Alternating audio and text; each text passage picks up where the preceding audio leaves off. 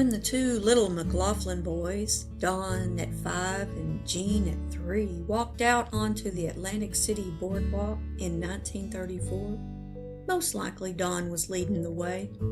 After all, just down the boardwalk on the steel pier was a sort of a rodeo act, those famous diving horses. So the two little boys twirled their loops and took donations for the family to use for food. Somehow, Don was convinced to do his trick roping on the Empire State Building.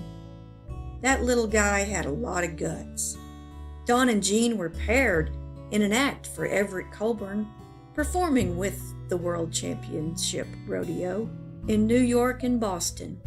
They toured and performed all over the United States and Canada, performing with people like Ken Maynard and Roy Rogers and even Gene Autry.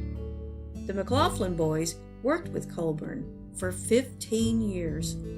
At the age of 20, Don took his roping talent to the rodeo arena and pursued both world championship titles and big money purses in calf roping. Being smaller in stature than the average calf roper, Don developed a technique to take down a roped calf more quickly and with less brute strength. It was this innovation which helped him win 4 consecutive world championships in tie-down roping. He won his 5th championship 3 years later. A cool character, Don loved to have fun, almost as much as he loved to win. Plus, he had uncanny cow sense.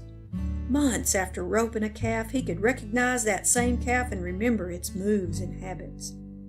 He was known for having an easygoing manner and not letting things bother him.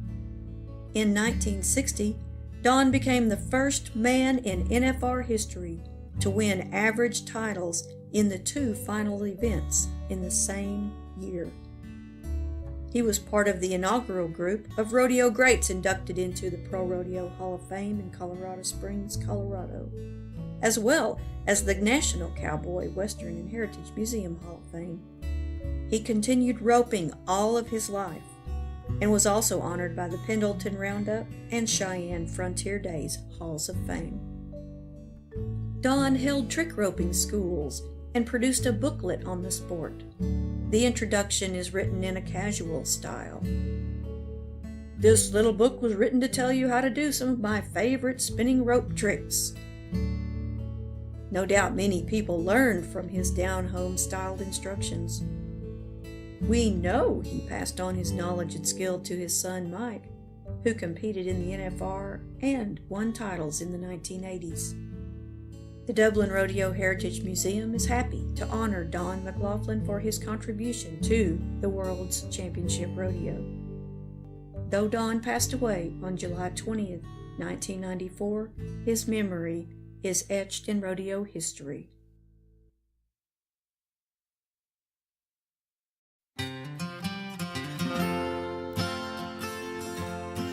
When 17-year-old Betty Sue Bradley was named a World's Championship Rodeo sponsor girl, she knew big things were coming her way. Having graduated from high school at 16 and living on a farm, she suddenly found herself in the spotlight. In fact, when her father found out she would be going to New York City with the rodeo, he was a bit nervous and afraid for his little girl. They would be on tour for 6 weeks, but he worked with the people out at the Lightning Sea and had full confidence in Everett Colburn. His friends assured him Betty would be fine and they'd take good care of her. As a girl, Betty learned to ride on a gentle old plow horse, which would carry 3 or 4 kids at a time. But when her father was traveling to and from Waco, he saw a horse he thought was really pretty. Once he stopped to ask about it and to find out what kind of horse it was. The owner joked he thought it was a 3/4 horse because it wasn't full size. It was white with palomino markings. The family named him Ace. That horse was high-spirited, but they eventually got him tamed down enough to ride with no saddle. And before long they could ride him with the saddle, and that's the horse she was riding to take the photos for the publicity people at the rodeo. Betty had to practice riding, smiling, and waving all at the same time. Ace was ridden to town to use in calf roping competitions and then ridden back home again because they didn't have a trailer. For Betty to ride the horse in her daddy's pasture was a far cry from riding in Madison Square Garden, but she was ready to go. Her photo riding Ace was used to apply to be a sponsor girl. She must have been quite excited to learn she had been chosen.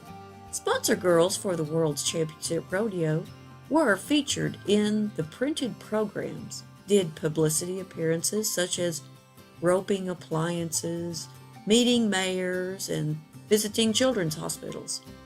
Though Betty didn't consider herself the model type, she was just as glamorous as the rest of the girls when the cameraman took the photos.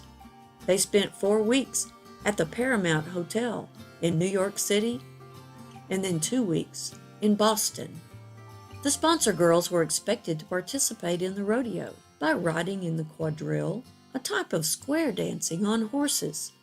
In New York, Betty first learned to run the barrels. It was sort of a practice for her, as she had never ridden barrels, and they were assigned horses for all the activities. By the time they got to Boston, Betty had the fastest time on barrels and won not only a cash prize but a shiny new belt buckle. She got checks totaling $300, which is equivalent to about $3,000 today.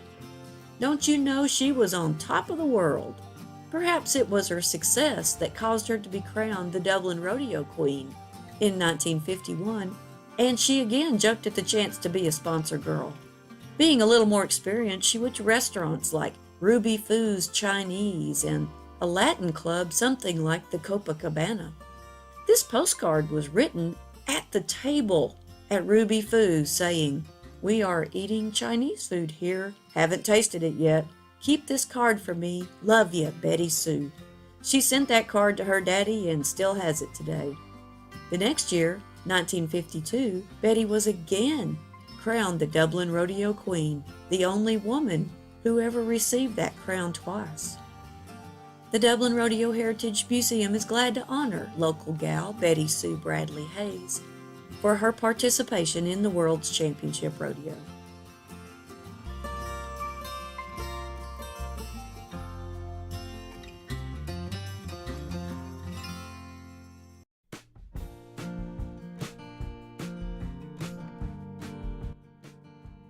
It was quite a sight, don't you know?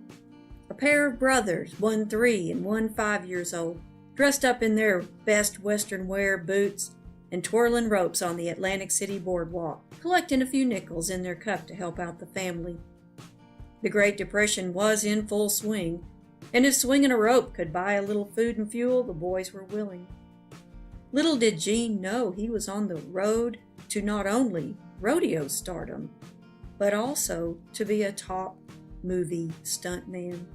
For 15 straight years, Gene and Don trick roped under contract to Everett Colburn and the World's Championship Rodeo. They performed in Madison Square Garden and in Boston, Massachusetts. In 1936, they were named World Champion Juvenile Trick Ropers. It wasn't a big stretch for Gene to venture into competitive calf roping and steer wrestling. It was his calf roping and genuine cowboy nature which led to such a successful and varied career. When the kids were little, the family moved to Fort Worth, Texas, and they were seriously into rodeo. Gene's father would pick him up at school and say, "It's time to go to the rodeo," and off they'd go. Trick roping took him to all 50 states, plus Canada and Japan. During his stint in the Army, he met his wife Betty in El Paso, Texas. After living in Fort Worth and having their 2 children, they all packed up and moved to California. Gene really got attention when he engineered a mobile ice rink on a trailer and did a trick roping routine on ice skates. That act got him hired on at Knott's Berry Farms in California. The next move was to become a stuntman in the movies. From 1977 to 2013, Gene performed stunts and even acted in television and film. He played Will Rogers in the 1978 movie Ziegfeld, The Man and His Women. Gene spent 6.5 years as stuntman and extra on the most famous TV Western of all, Bonanza. He also trained many actors to spin a rope. John Travolta in Urban Cowboy was an intense student. And Gene appeared in that movie, twirling a loop on the infamous mechanical bull. From doing stunt work in Black Sunday in 1977, through Gremlins, Rambo 3, Ghost, Predator 2, The Patriot, Starsky and Hutch, all in the 80s, 90s, and 2000s, he kept up the steady stunt work. In 2006, Gene played himself in the film Flicka, which country entertainer Tim McGraw wrote and starred in. Gene even appeared in a Reba McEntire music video, the song I'm Gonna Take That Mountain.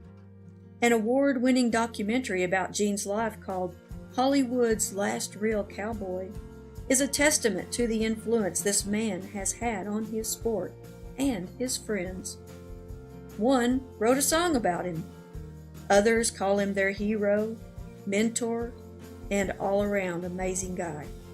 The Dublin Rodeo Heritage Museum is proud to call Gene McLaughlin one of their own due to his long working relationship with Everett Colburn and the World's Championship Rodeo.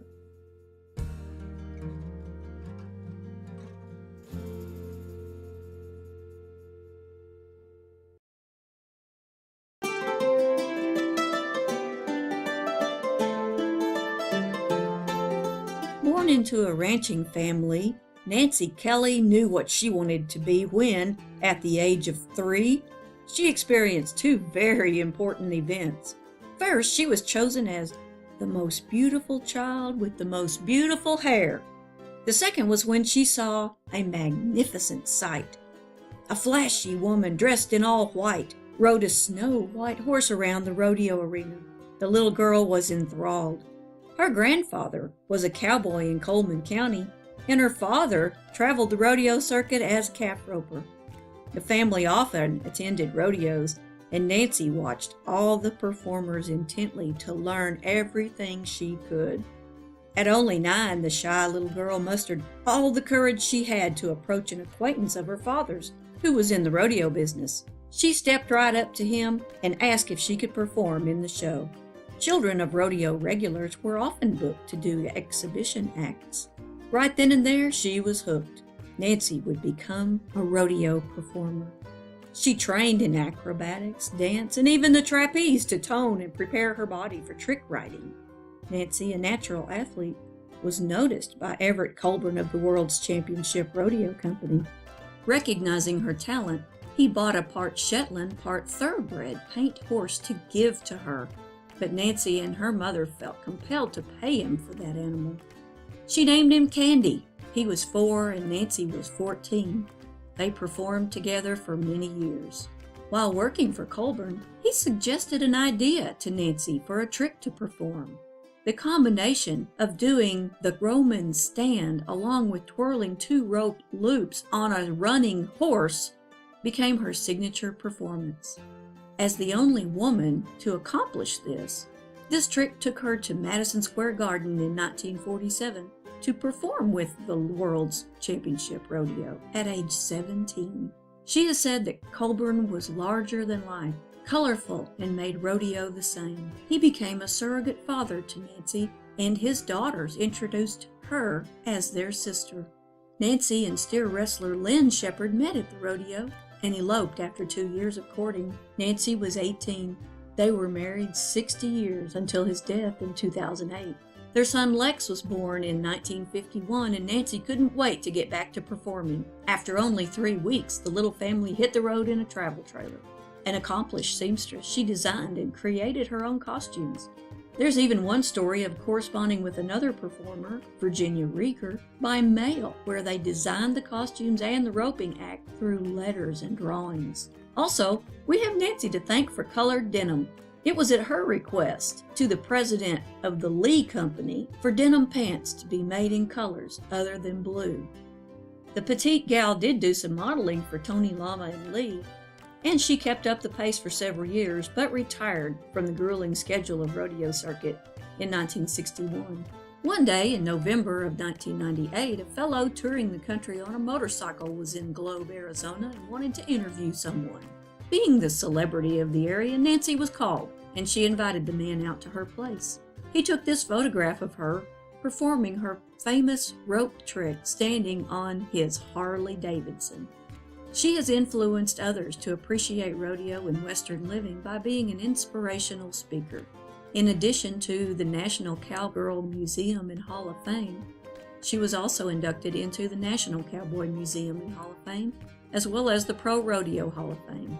In 2015, Nancy released a book of recipes collected from many rodeo personalities she knew over the years. Riding, Roping, and Recipes has not only scrumptious descriptions of various types of food, but also many photographs and stories from years on the rodeo circuit. The Dublin Rodeo Heritage Museum is proud to honor Nancy Shepherd for her contributions to the World's Championship Rodeo.